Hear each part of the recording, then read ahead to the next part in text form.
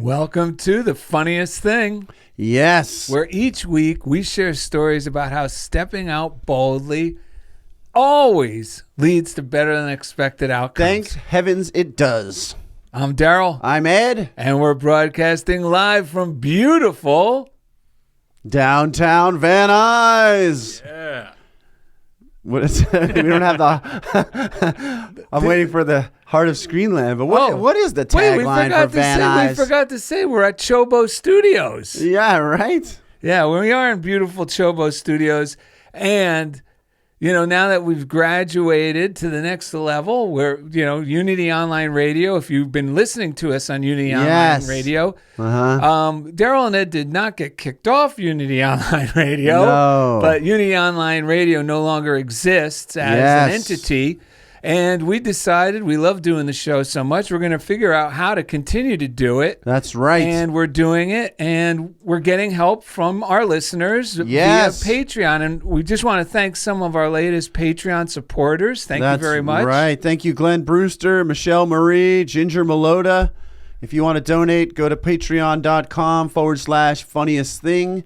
And you can do it as little as $5 a month. $10, $25. Yeah. There's all these different, sums, whatever feels good for you, but it goes a long way to helping us. Yes. I mean, that's helping us do this amazing show in CHOBO Studios, which is incredible. So. Yes, and we also, we have many more expenses now than we had before, which we happily enjoy circulating. Yes. Our prosperity, and of course it blesses and multiplies and comes back. And we got Jeff Comfort on the payroll. Yeah, and we appreciate that you do that to support the show as well. Also, we want to let our listeners know. Yes.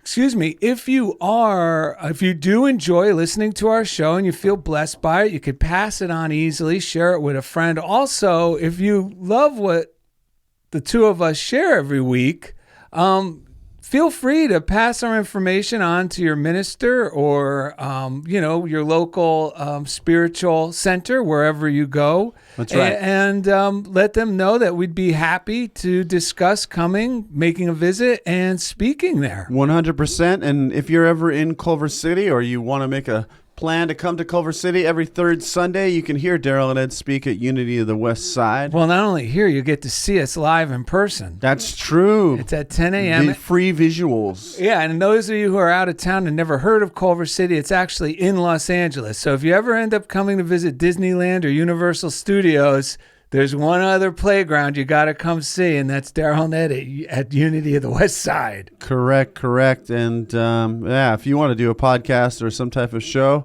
check out chobostudios.com. It's an amazing place to do it, and we appreciate being here. So on to today's show, which is called... Can you hear me now? Can you hear me now? That's right. Can you hear me now? I think I hear you and see you. And today's show is called Can You Hear Me Now? With Steven Tom Thorpe. Everything is in divine order, whether we like it or not. That is good news. When we tune into doubt and fear, we turn down the volume on our faith. That's not good. When we tune into doubt and fear, we turn down the volume on our faith. Once we decide to cast the burden onto God and give thanks in advance, we get instant manifestations reminding us that all things are always working together for good, not bad. On this episode, Darrell and Ed remind listeners that life will change very quickly for the better when we let it. And during the second segment, awesome Steven Tom Thorpe, the actor, amazing fella, cranks up the volume with today's daily word. Talk about divine order. Right before the show is to start. Right before the show, yeah. Someone dove into witness protection. That's right. Actually, we originally had Matt Pazzarelli dialed in, and then we called him, and he said, "What do you mean? This is a joke, right? This is joking, right?" I was like, "No, Matt. We talked to you about it. We've been talking to you all week about it. But thankfully... Hey, I got two things going on. Oh, guess what? I'm passing by the School for the Blind. It's a beautiful place. Yeah. So we said, God bless you. Thanks. Thankfully, we do this show. We tuned in. I even heard Indy give him a blessing, which kind of helped remind my brain to bless it. Don't freak out. And quickly we called. Instantly, I said, we're going to call Steven. I guess we're going to have to get Steven Tom Thorpe And on he the works. He works like real late at night and into the morning. So he just woke up. So we're blessed to have him, a friend like Steven who practices this stuff, who was able to just jump on with us. So let's see here. We got 3 breaths. So he's going to crank up the volume for us with today's daily word, awe, and share his own stories. Yeah, we got 3 breaths. I love these breaths. We've had a queen of a morning, I must say. Yeah, We've been really rocking out in the studio. Yes. And Freddie Mercury came through and inspired us with these breaths. Yes. Very simple. Speaking of queens, yes. Because sometimes when our mind is really caught up in whatever's going on around us and all these things, it's triggering all these fears, doubts, and worries. Well, that's really the main premise of this show that's been helping Ed and I is, we get caught up in things that seem to, create the worries and the concerns. Right. But the whole show is to help us realize that we are the ones that are fanning the flame of the worry and concern in our own mind. That's right. That things will right themselves most of the time when we just step back, take a step back and let God move in. But it's hard to believe that when we're in it. And that's why it's good to have friends that live, that are into this same way of living, Yeah, because it's very similar to being asleep and having a dream. Yes. It's like it's hard to see around it unless you have someone to help wake you up sometimes, or the books that we read, which is why if you want to read the books we read, go to darrellanded.com. There's a reading list. And what you just said made me think of Francis Wilshire, which we haven't read from in a while, has a book called You, which I originally found that crazy copy in Unity of Tustin. It's a great book. We highly recommend it. I think it was written in 1935 or something, but what she says is, I think this is from her book where she said, is that a man or a woman, Francis Wilshire? It seems like I get an idea. From my take from reading, it feels like it's a woman. Yeah, and a lot of the new thought. At that era, at that time. We're mostly women. Yeah, in Unity especially. And, not just Unity, throughout the movement. So she says, it's not just about relaxing. It's about what are you relaxing into. Yes. And what we're relaxing into is the divine mind, this loving presence you call God, the Christ within. It's always there. This is where, when we practice this stuff, for the first time in my life, I've had true security. Because my brain still has all the insecurities.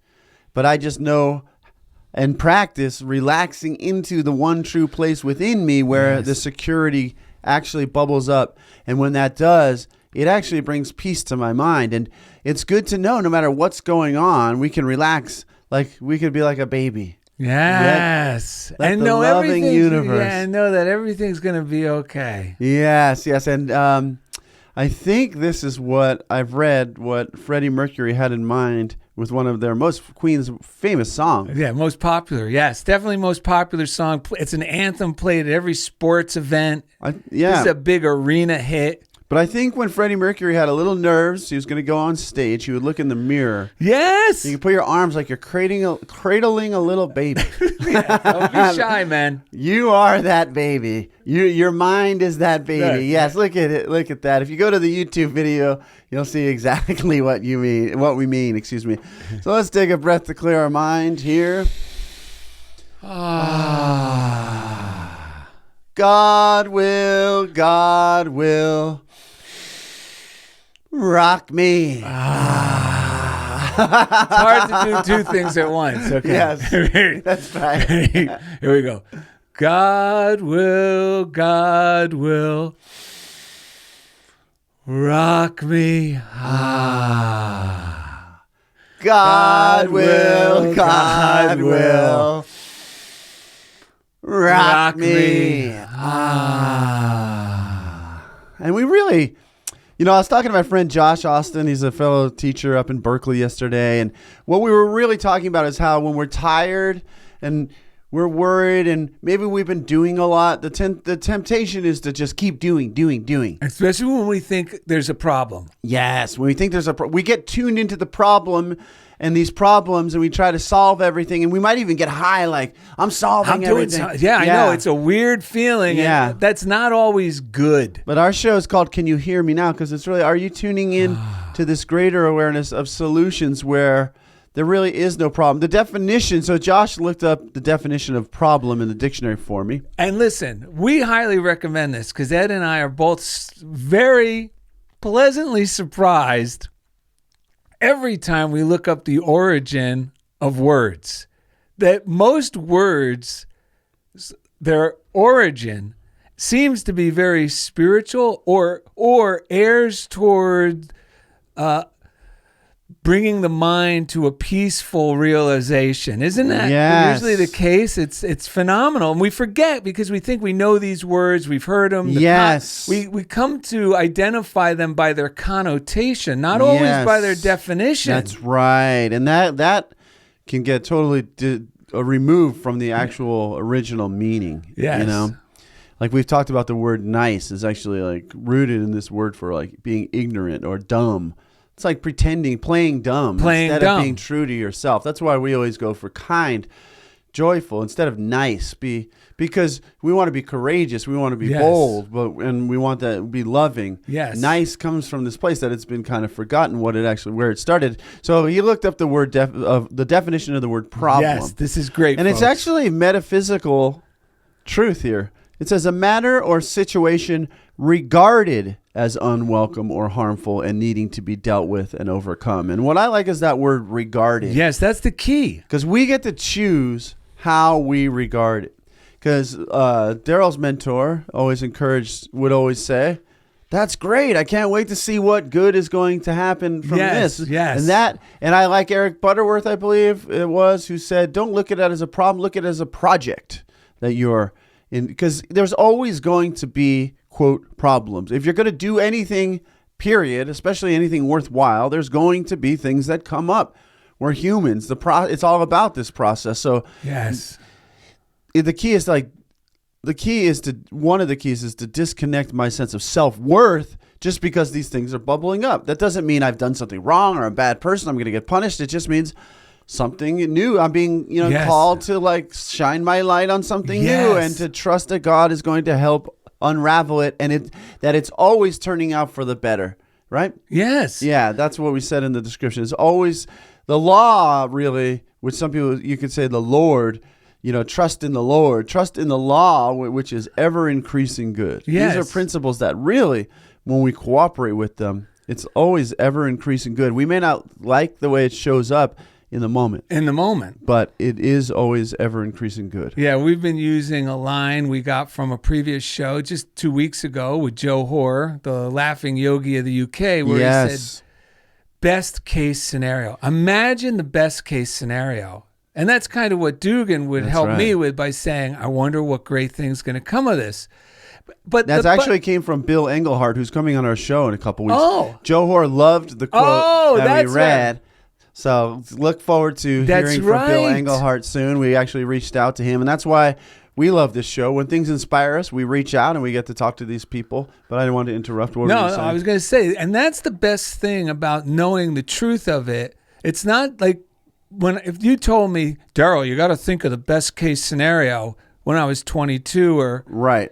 Before I learned about these principles that exist, that all things do work together for good. Yes. In spite of my thinking sometimes, even always, I would be like, yeah, right. How am I going to think of the best case scenario? That's not realistic, but it is. Now, from a book called A Course in Miracles, and now that we're on YouTube all the time, I can hold up the cover. You could watch our YouTube channel at Darrell and Ed on YouTube, or just go to our website, darrellanded.com, and there's a link. Right. And if you have the book, and I know one of our fans who writes us all the time, Leslie Laird. Yeah, she's actually a student. She's been referencing this quite a bit lately. Yeah, she's a student of A Course in Miracles, but anyone could read this book. Right. So lesson 52 goes perfect with the show. reality is, and the definition that Ed just read of problem. Reality is never frightening. It is impossible that it could upset me. Reality brings only perfect peace. When I'm upset, it is always because I have replaced reality with illusions I made up. Now that's what I mean, like regarding, like remember something that we regard. Yes, how we regard it. The illusions are upsetting because I have given them reality and thus regard reality as an illusion. Yes. And you're talking about the reality that all things work together for good, and you're probably not in any harm here. Right. Nothing and this is the best part of the law. Nothing in God's creation is affected in any way by this confusion of mine. Right. I am always upset by nothing. And then to drive it home, just a few pages later on at lesson 57 is, my mind is part of God's I am very holy. Was that the one I read? I think so. Wait, no. Was it? Oh, my goodness, folks. Maybe that was the only one. I thought there was only one that you read earlier. The other one came from Carnegie's scrapbook when you were reading multiples. Oh, that's right. Oh, no, here it is, Ed. I'm sorry. Oh, boy. We're getting some. This is all good stuff. This show is, this is something great. Listen, folks. This is something I just read in my old notes to myself. We mentioned it on a show once. Yeah. I just want everyone to know, sometimes we think when we make mistakes and, then we correct ourselves that, right. Oh, nothing, I'm always making mistakes. No, making mistakes and correcting ourselves, like we think, I'm off the spiritual path, I'm not doing anything. Making mistakes and correcting ourselves is living on the spiritual path. Not to mention the fact that we often misidentify what a mistake even is. Like, so when I was taking singing lessons, and you'll hear a million of these stories, but I was taking singing lessons. One day I did something and I quote, in my mind, messed up and apologized. And she said, what are you talking about? That's what I want you to be doing. Because a lot of times it's when we let go of control and something amazing happens, but we're not used to it. That's the whole thing. We're all learning things, but some reason we think we're in a place to judge what's a mistake and what's not when we've never done it before.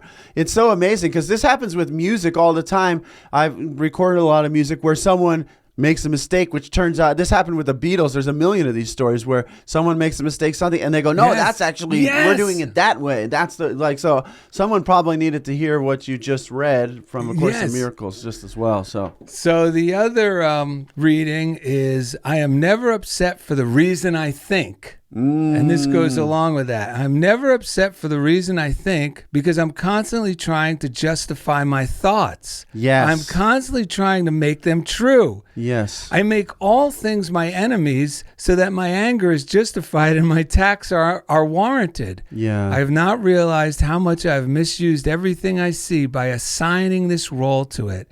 I have done this to defend a thought system that has hurt me and that I no longer want. And this is what we mean by letting go. Am I willing to let it go? Yeah, that's, in psychology, and a lot of people use this term in other like recovery and like self-improvement, which is reframing things. It's like when you realize like how we frame things in our mind is like of utmost importance. And sometimes we don't like our thoughts are something that I think is sometimes the hardest thing to not take personal because we identify with them so much, like that Course in Miracles said, we're tempted to defend our thoughts as if they're ours. Like we picked them up along the way. So much of what we're thinking, we just picked it up along the way. And a lot of it's like ill-fitting we're still wearing little boy pants that don't fit us anymore, but we're so identified with, this is who I am. And like, it's connecting with this shame and uncomfortable feelings. But for some reason there's this, we think it's us. So we have this temptation to defend it rather than just laugh. That's where laughter comes in a lot, like laughing at myself for the things and being able to say, oh my God, my mind's going crazy. This is what I'm thinking, and this is why Emmett Fox on May 28th in the book Around the Year with Emmett Fox says, now is your time. I'm just going to jump into the reading. Always remember that the only thought you need to concern yourself with is the present time. The thoughts of yesterday or last year do not matter now. Because notice when I'm arguing for something that doesn't feel good, I'll reference a million things from the past. Yeah, well, that's like this is saying. We justify it. We're Yeah. constantly trying to justify this ill-fitting feeling. Right. And I've learned this week in teaching, if my thoughts are not focused on solutions, which in public education, people get bogged down in problems. People start to worry, just like in anything, but the ship starts to sink, and these little issues that the kids are having turn into like big, heavy problems that no one can solve. This week, I just did exactly what Emmett's saying here in the moment, because I practiced something that I had this idea because my wife's going through some things, and she's got a lot of self-doubt and stuff coming up, and we watch Queer Eye. You got to tell this. This is a great tool, folks. Queer Eye for the straight guy, I think it's just called Queer Eye. Yeah. So, well, wait. We should. If you ever seen the show, what it is 5 queer guys show up like angels, and they'll like descend on someone who's going through a rocky part in their life, person who might not know who's forgotten how amazing they are, or isn't expressing themselves like they used to, or their house isn't in the best shape. Yeah, so they come in like Cinderella's fairy godmothers and help this person realize their true identity. Which is what we all kind of lose when we're in these moments of fear, doubt, and worry. And even when I don't want to watch it or think I do, like my wife and I put it on, I immediately connect with that feeling of people encouraging someone to let go of that old limiting beliefs and step more fully into who they are. So I was watching my wife, and I asked her, I suggested to her, just imagine what the Queer Eye guys would say if they were around you right now. What would they be encouraging you to do? And I was affirming the Queer Eye. It's like a team of angels because we all do have the angels around us cheering us on. Yes. So I was walking into my school when I wanted to shift out of this. Everyone around me is getting bogged down in problems. I needed to shift into solutions. So I said, what would the Queer Eye guys tell me to do right now? And I stood up. Yes. My shoulders went back. I walked into my classroom like I ran the place, which I do. And I was giving love and laughter to everybody. And it's like turning the light on. Yes. And what's amazing, the ripple effect was then I started actually hearing better than expected descriptions of the very kid that I was getting bad things about, 2 different kids. Suddenly other people started coming and telling me, no, this kid's actually doing great. Like those people are not really, they're misinterpreting what's going on. So we just got to shift our frequency and start looking through a new lens. So I'll just end this and then you can get to that. It says, because you just inspired exactly what you did go ahead, Ed. Okay, so this is exciting. The thoughts of yesterday or last year do not matter now, because if you can get the present thought right, it will make everything else right here and now. Yes. The best way to prepare for tomorrow is to make today's consciousness serene and harmonious. Never go delving in your mind to look for troubles to pray about. You don't have to look for them. Deal faithfully with those things that bring themselves to your attention, and the hidden things will be taken care of. That's what happened to me. All of a sudden, hidden things started getting taken care of, and it's fun. This is the best thing. Yes. Now, this is another thing. So that just shifted another thing in our show. Yeah. Because what you just shared, and I accidentally came across this reading. Now, we subscribe to the Daily Word, and I like getting the paper one instead of the digital because, as you can see, if you're watching on YouTube, I tear them out if they're really good, and I throw them in one of my books, and they always fall out at the right time. Yeah, it's good for your bookmarks to also have uplifting material on them. That's what I've found. That's what I've learned over the years. And what you were saying, and Emmett Fox is saying, let's just get the thought right in this moment and use whatever tools that we can. Right. But the power of the cheerfulness, once the levity starts growing within, this is exactly what happened in your day, and it's affirmed here. Remember I said it's easier to do this stuff and let things go. Right. And it's easier to believe in best case scenarios when you know that we're dealing with existing laws. Yes. Still no one knows how electricity or what it really is. Right. They still don't. But we've learned how to work with the laws of it to our great advantage, Yes, 100%. So the spiritual laws are just like the law of electricity. That's right. These principles exist, and when we work with them, magic happens. And your attitude changed from that, the queer guys swooping in your mind. Yes. as angels. Listen to this, folks. This is called A Cheerful Heart from September 20, 2017. I have the power to choose cheerfulness instead of gloom, so I choose the attitude that reflects spirit within. I can be the bright, smiling, friendly greeter. And here's the key. When I share my cheerful heart with the world, I act as a change agent for good. I carry the force that turns the tide for the better and brightens others' life experience. My lighthearted outlook fills the world around me with greater joy. Yes. I choose the lighter, brighter way. And joy is the strength of the Lord. Love is the most powerful force. That's right. And last thing before we go to break, Sue Hodgson, our friend and one of our listeners and part of the Funniest Thing family, sends us a quote for every day, metaphysical teaching. And today is from Mary Kupferle, which is a book called Guidelines to Prayer. It says, "The hand of God gives through us when we are ready to release ourselves to him and to his laws. His hand is always opened.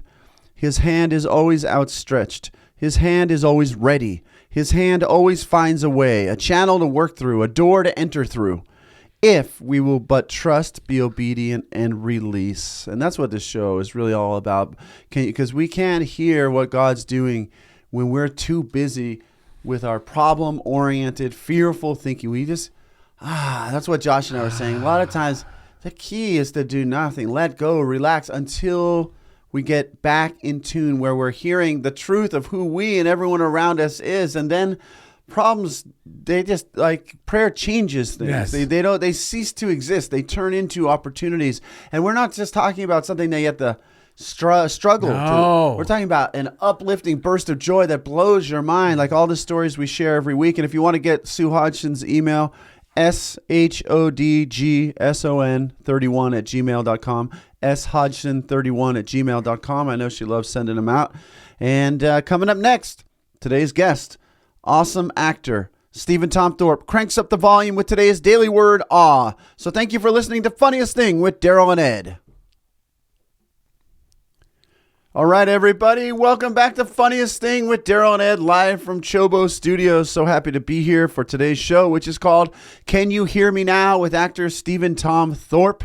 We're going to kick this segment off with some great readings. Yeah, and we've been talking about best case scenario, spiritual laws, that all things are always coming together for good. Right, the power of our imagination. Yes, and even years and years before the American dollar even came into being, an English poet named Samuel Johnson encouraged this habit by saying, "The habit of looking on the best side of every event is worth more than 1,000 pounds a year." Wow.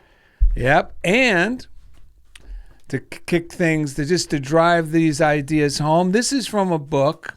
That was from, actually, what I just got that quote from Dale Carnegie's scrapbook. And another book I'm going to read from right now is A Year of Miracles by Marianne Williamson. And all these books are on our reading list. Yes. And this is actually today's reading. If you have the book, day 113, which is April 23rd. Good idea, Ed. We're going to crank out the glasses for this one. Get the reading glasses on. It's time to get serious. All right. Sincere. Here we go. No matter what my problem, the perfect solution exists within the mind of God. My job is not to be burdened by the question, but rather to make myself available to the answer. And that could be as simple as what Ed said, the fun game of what would the Queer Eyes, how would they be encouraging? What would they be doing? Right.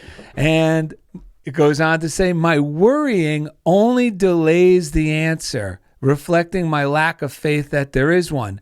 And that's what we're driving home, that even our crazy thinking does not stop the good from coming to us. Correct. It might just slow things down. Right. But eventually we're going to surrender. And surrender doesn't mean give up. It just means I'm just going to surrender to love. Yes. It's a surrendering. It's a letting go. It's a surrendering to. It's like surrendering your weapons against yourself. Surrender your weapons. Come out.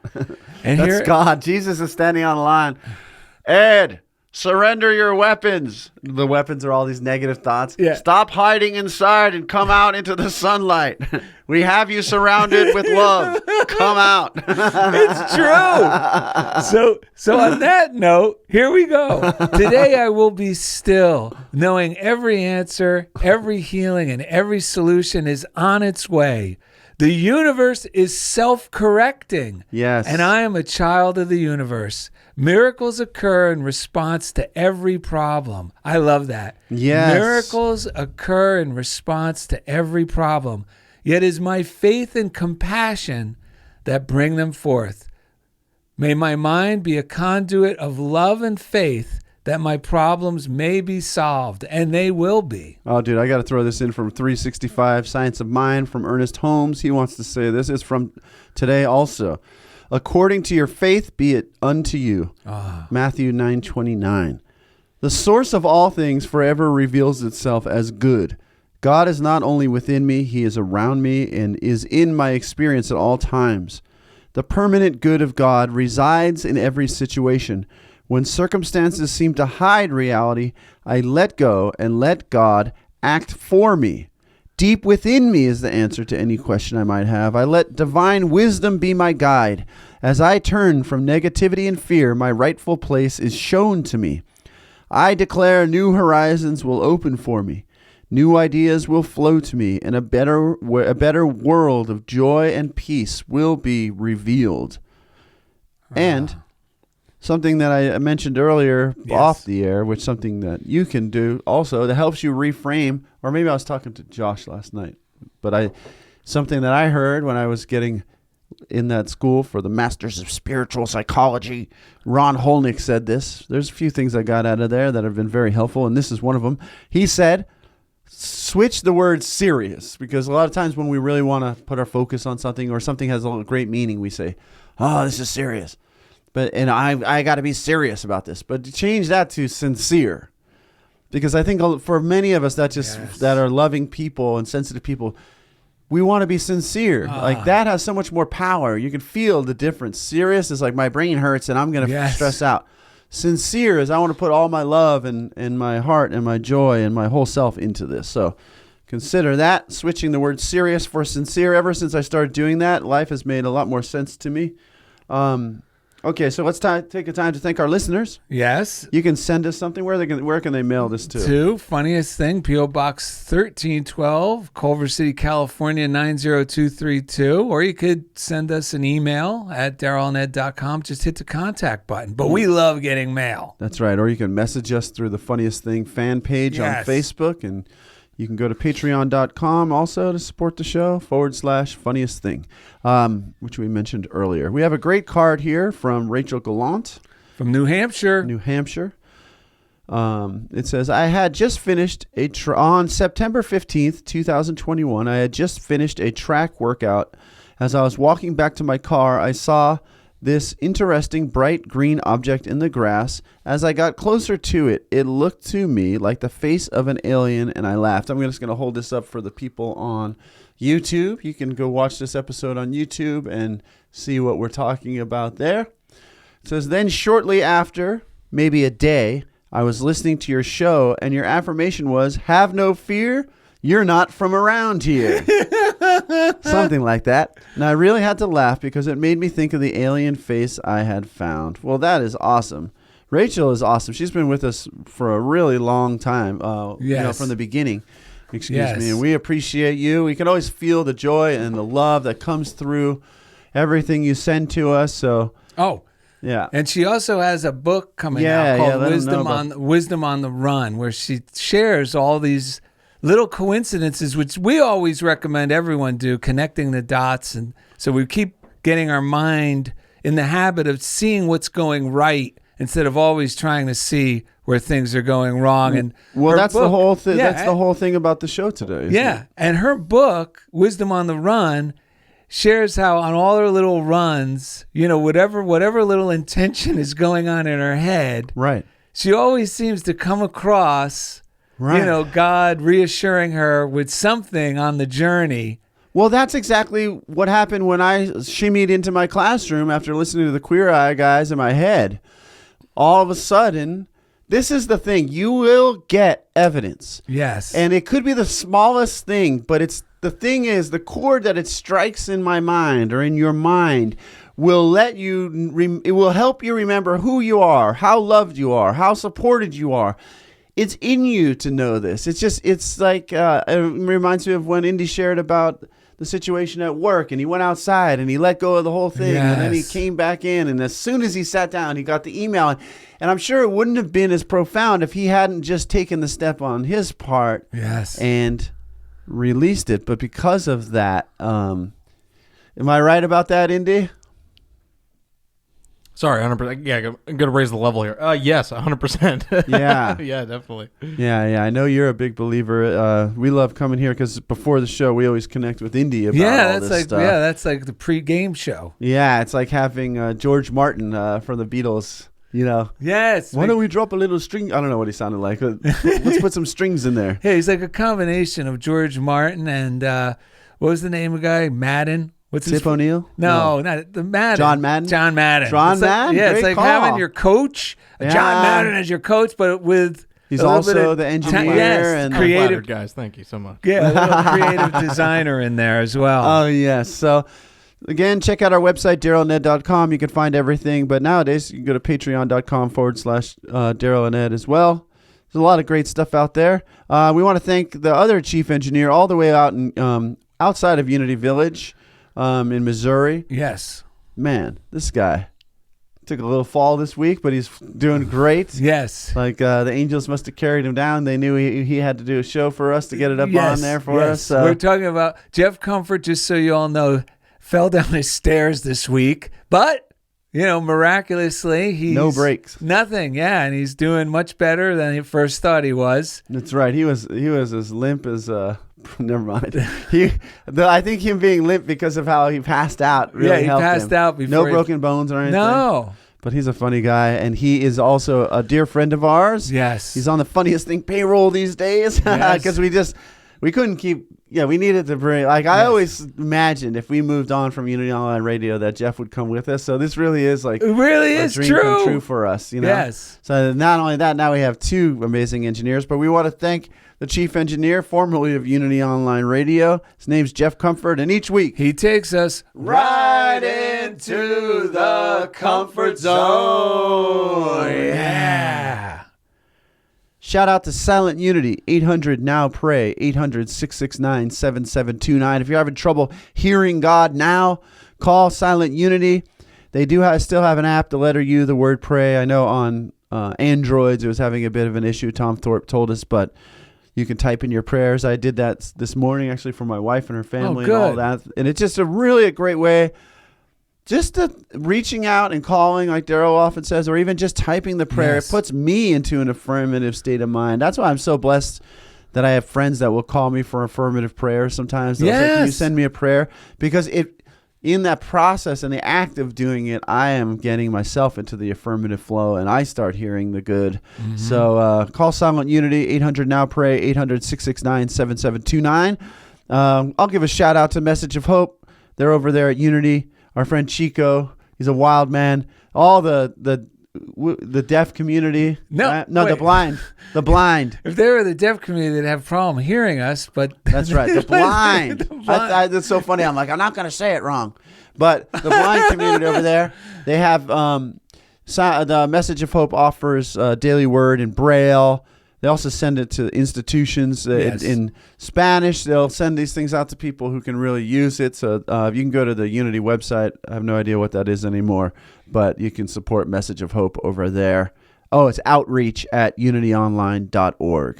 Yes. All right, which brings us to the Daily Word and our dear friend and guest. He's often our sidekick on our adventures nowadays. Here in Los Angeles and Hollywood. Yeah, he's a hilarious fellow. He brings that joy to, what's the name of the studio where he does his LA Connection. LA Connection, which is a crazy story. That's actually, outside of LA Connection is where he was blessed with his actor name. We were standing near there when the slip up occurred, and he went from Steve Sidlow to Steven Tom Thorpe. But at any rate, he practices this stuff. Actually, we had to wake him up, and this is his morning routine today, joining us. Yes. So we're grateful for that. So let's say a good morning to Steven Tom Thorpe. How are you, buddy? I'm good. I'm actually I'm sorry. I'm getting my breakfast in. I'm eating eggs. Hold Wait, on. you couldn't eat during the first half? Last time you had eggs on your fingers, now you have them in your mouth. Thank Well, God. you know what's crazy? That's God an really is improvement. incredible. Because after I just realized I'm sitting here eating these nicely prepackaged hard-boiled eggs that I get for an incredible deal at Costco. What is this, Yes. an ad for Costco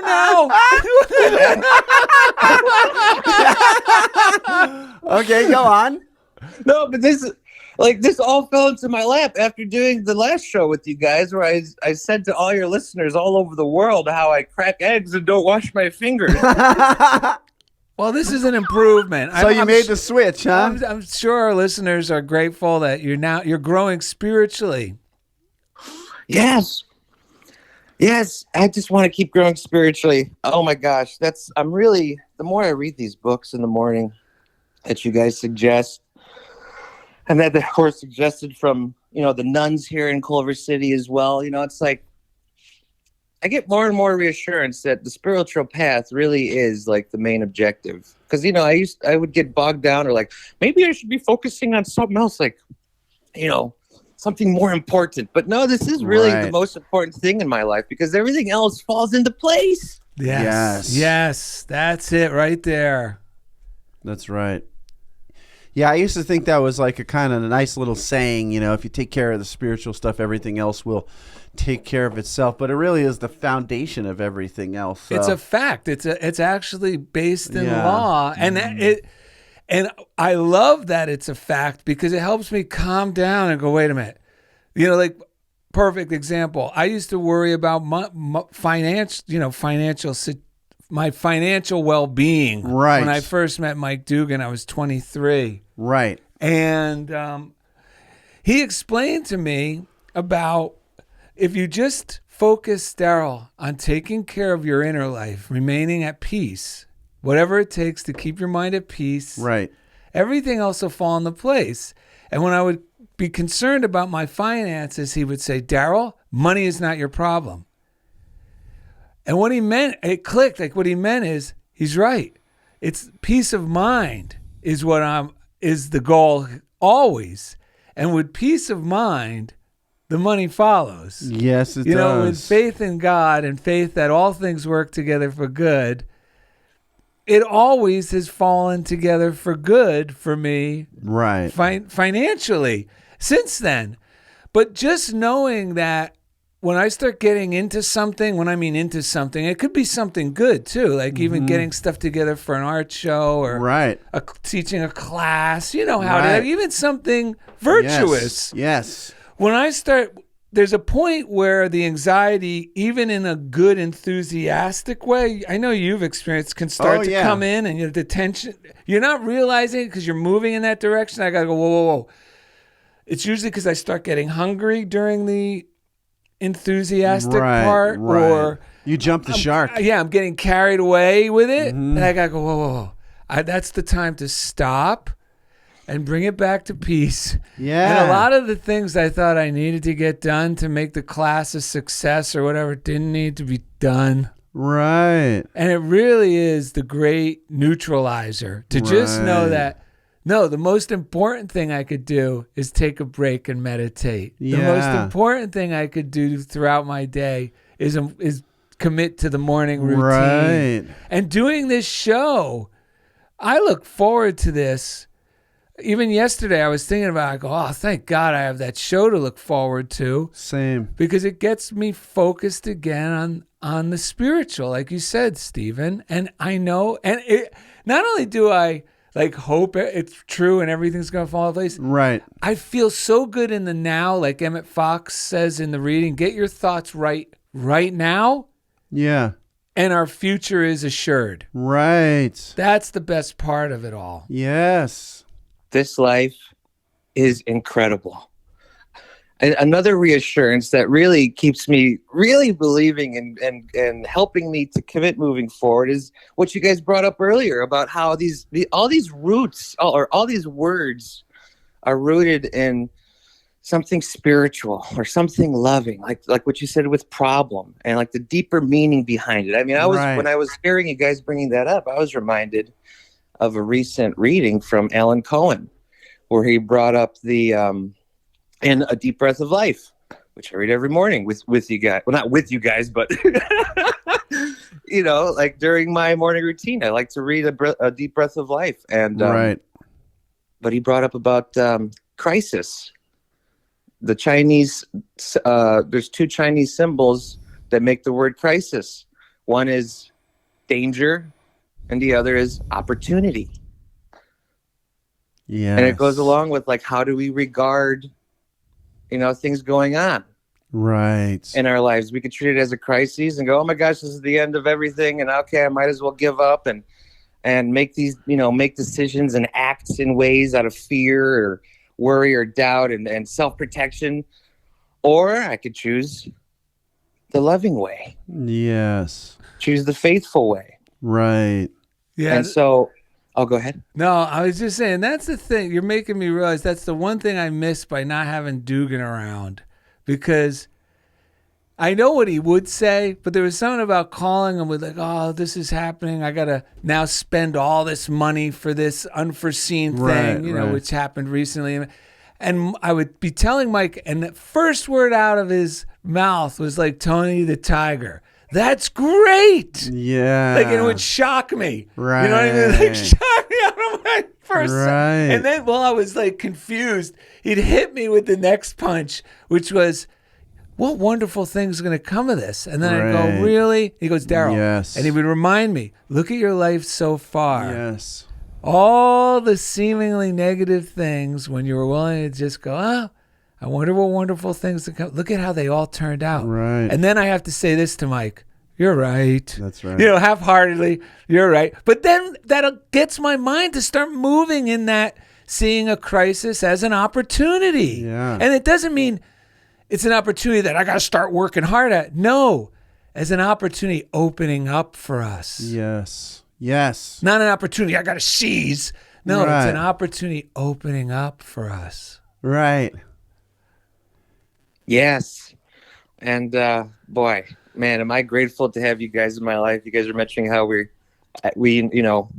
running around Los Angeles, and I get doubtful and about everything in my life. I think I had a realization, and I think Darrell, you've both of you, Darrell and Ed, you guys both remind me constantly how, when I feel this way, when it feels like I'm in that dream and I need somebody to snap me out of it, and it feels so real, and I am caught up in the illusion, and I'm making this my reality around me this illusion, and I'm telling myself that I'm a loser and I'm going nowhere, and I'm really not growing spiritually, and I'm making all these mistakes, and I should just give up, and I can't do this anymore. I can't move forward anymore. It feels so bad now, because you guys remind me. Thank you. It feels so bad now, because previously, before I was reading these books and living this spiritual way of life and trying to grow spiritually, before that, I would feel bad most of the time. Yeah, not realize it. Yeah. Yeah. So now that I'm doing this, my life is like, it feels perfect most of the time. Yes. I am happy most of the time. Like 98% of the time, I feel incredible. Yes. I feel like my life is on the right path. I feel like things are always in divine order. I am amazed at what I am in awe. We're about to read that. I am in awe at how this world and life and the universe works, and everything is so exciting. Yeah. So when I do get caught up in the illusion, it feels terrible. So much to the fact it's like, oh my God, something must be really wrong with me. Am I mentally ill? Like, what am I doing? Right. I hear you. That's amazing. It's funny, Josh, I was looking back. Josh just texted us at this moment, my friend who sent me that definition of problem. Because remember, the definition is a matter or situation regarded as unwelcome or harmful and needing to be dealt with and overcome. And his question was, who is regarding and why? Needing, ? Overcome, LOL. And then he said, or as Devo said, this is what he just texted, or as Devo said, when a problem comes along, you must whip it. Yes. But the question, though, that which is hilarious. And whip it out of your head. Yeah, get it out of your head. Just whip the idea out. Don't consent to it. That's another Neville Goddard thing that we've been using. Yes. I sometimes say to yourself, I don't consent to this even being a problem.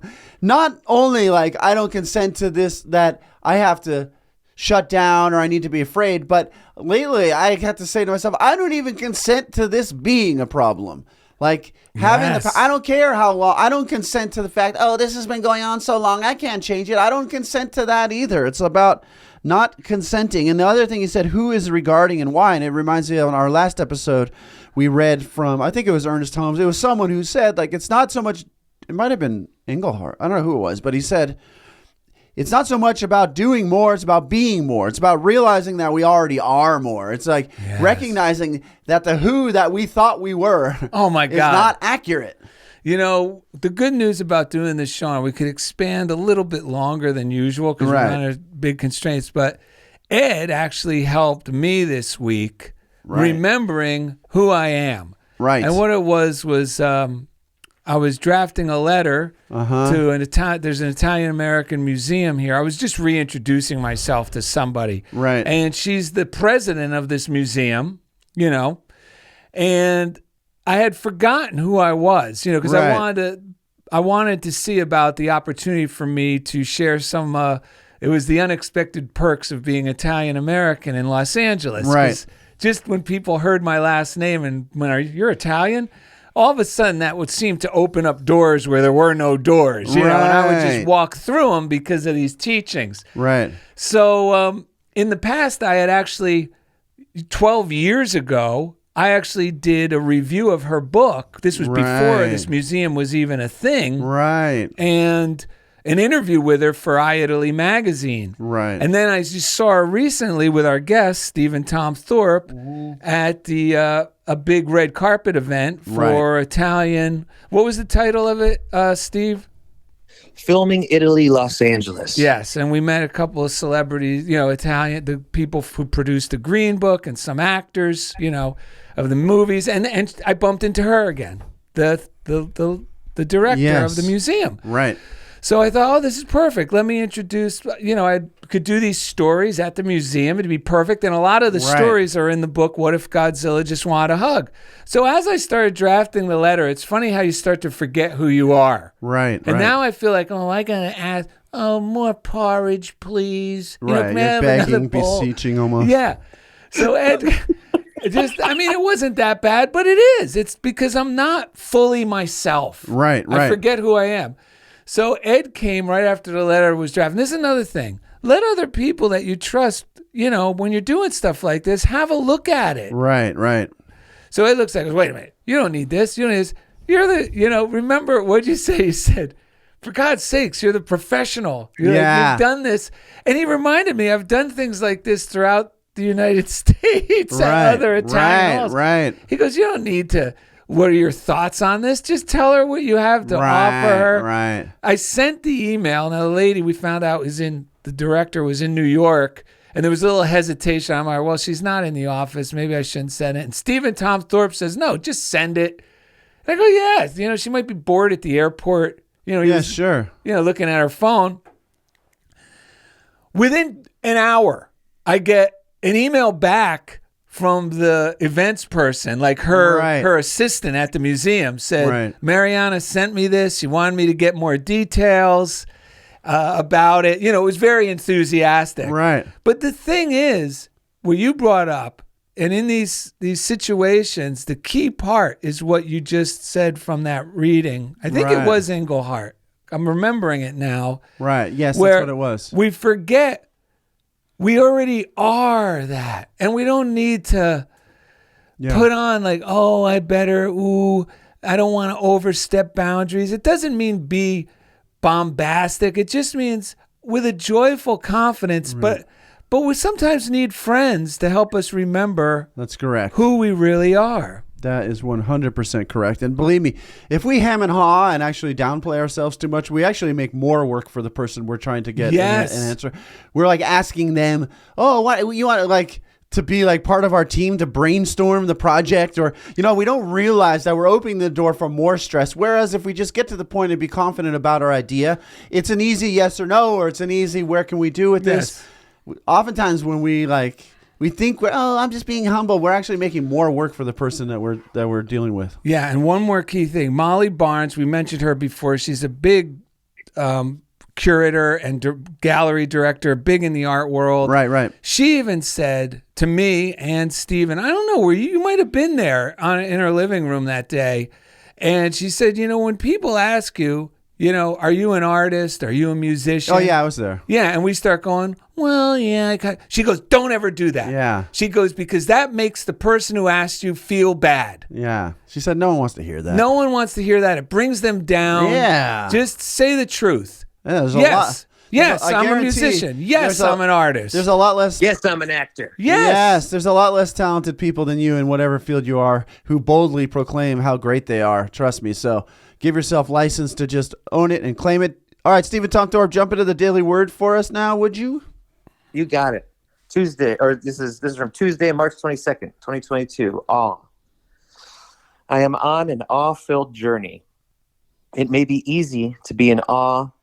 It may be easy to be in awe of majestic creations, natural phenomena such as mountains and canyons, glorious creatures such as lions or elephants, or bold, soaring architectural marvels that distinguish a city's skyline, kindle my imagination and fill my heart.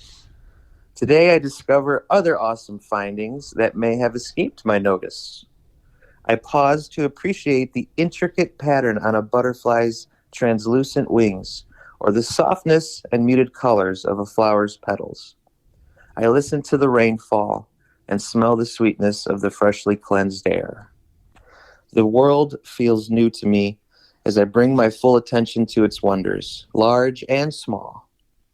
My awe draws me closer to God and deepens my gratitude for my life and for all life. And the Bible quote is from Psalm chapter 65, verse 8. Those who live at earth's farthest bounds are awed by your signs. You make the gateways of the morning and the evening shout for joy. Even there we're saying All right, Steven Tom Thorpe, you got anything you want to say to our listeners before we wrap up this show? Just that,